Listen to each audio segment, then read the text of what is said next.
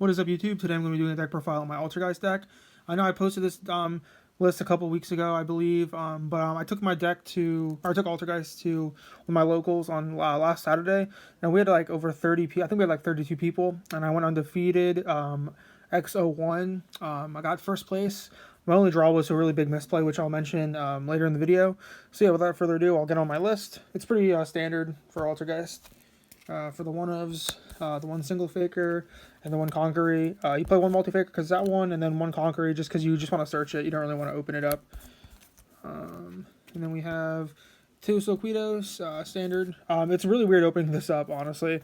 Because a lot of times when you open this up with like a protocol, it's pretty good, but other than that, this card's really bad to open. Unless you have spoofing.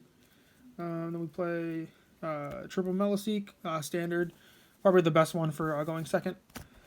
And then probably the guy I underestimated the most, triple Marionetter.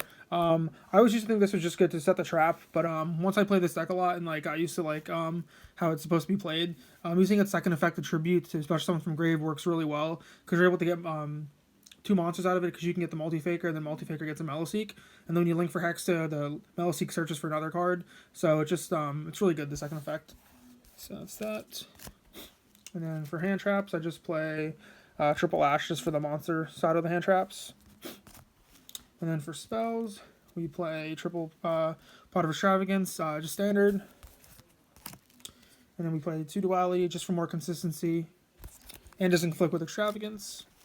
And then our last spell is 1-for-1. I just like this card because it's another copy of Meliseek. And if you have this and Extravagance in your hand and you activate Extravagance first and it doesn't get Ash, then you know that the 1-for-1 is going to go through. And we play for the Altergeist traps, the one manifestation. I'm honestly thinking of putting this card to 2.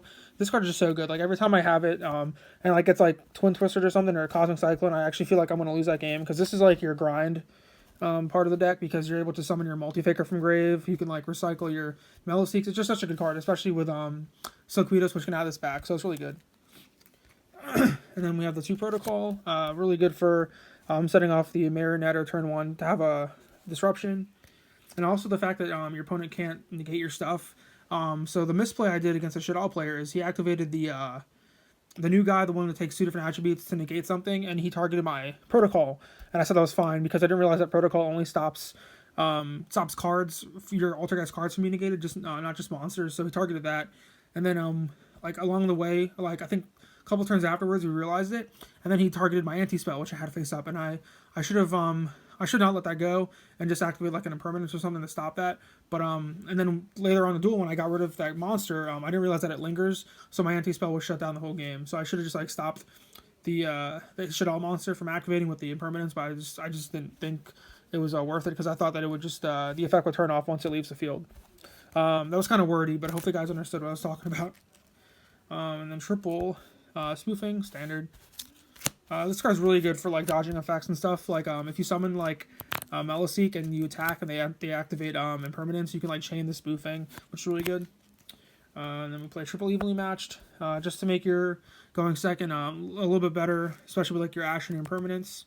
And a lot of decks don't end on like Omni negate; they usually end on like monster negates, like with Gamma and Appaloosa.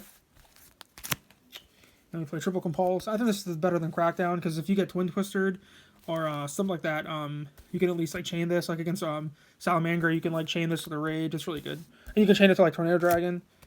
Then we play triple impermanence. Having this in Faker or this Faker and impermanence or Faker in your evenly is pretty much an FTK. So that's that. And then we play for Solemns the 3 Judgment.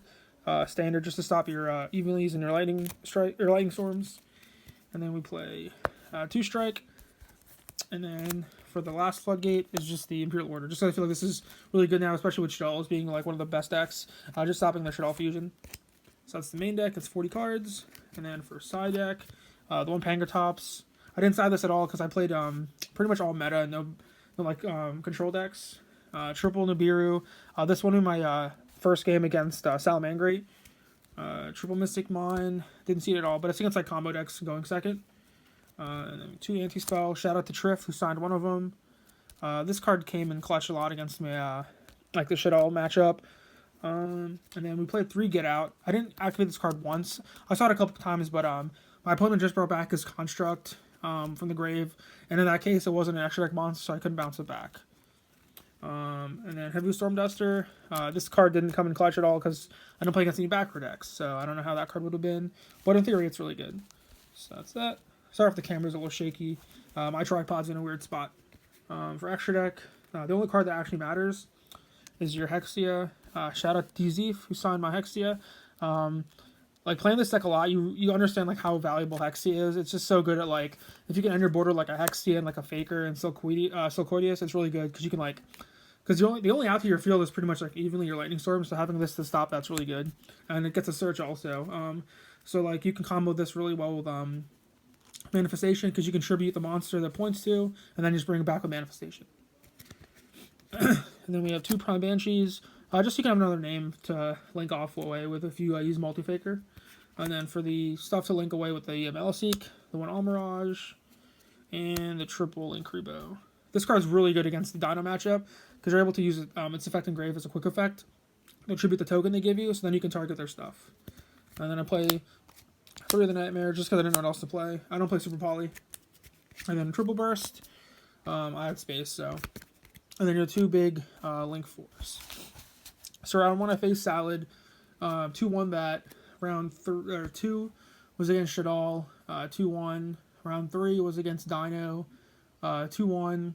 Round 4 was against Shadal. I drew with that.